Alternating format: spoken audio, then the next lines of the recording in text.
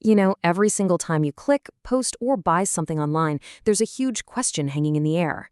It's something that affects every single one of us who uses a phone or a computer. So, who's actually got your back? Who's officially in charge of making sure your personal information is being handled the right way? For the longest time, the answer to that was, well, a little fuzzy. But now, India has a brand new definitive answer, and we're going to unpack it right now.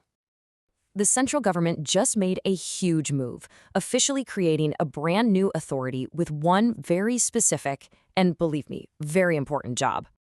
And let me be clear, this isn't just some idea they're floating around. Nope, this is real. The Data Protection Board of India is officially a thing, an actual entity whose whole purpose is to safeguard our digital lives. Okay, so let's get into the key details from the official announcement. Its name is, you guessed it, the Data Protection Board of India. It officially kicked off on November 13th, 2023, and its main office is going to be in the National Capital Region. These are the basic facts, the foundation of this new organization.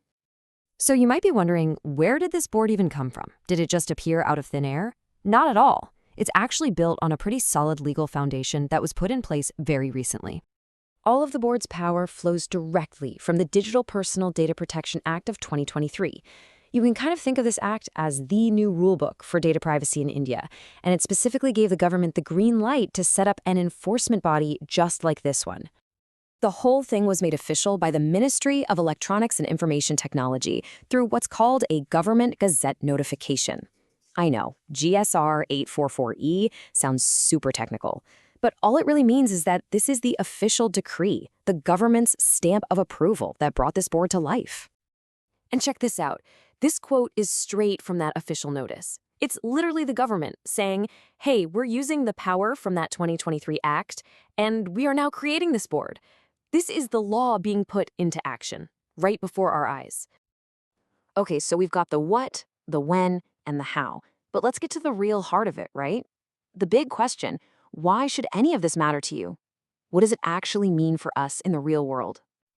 Yeah, I mean, if we strip away all the legal jargon and the official notices, what's this board's actual job? What is it supposed to do? Let's break down its core mission.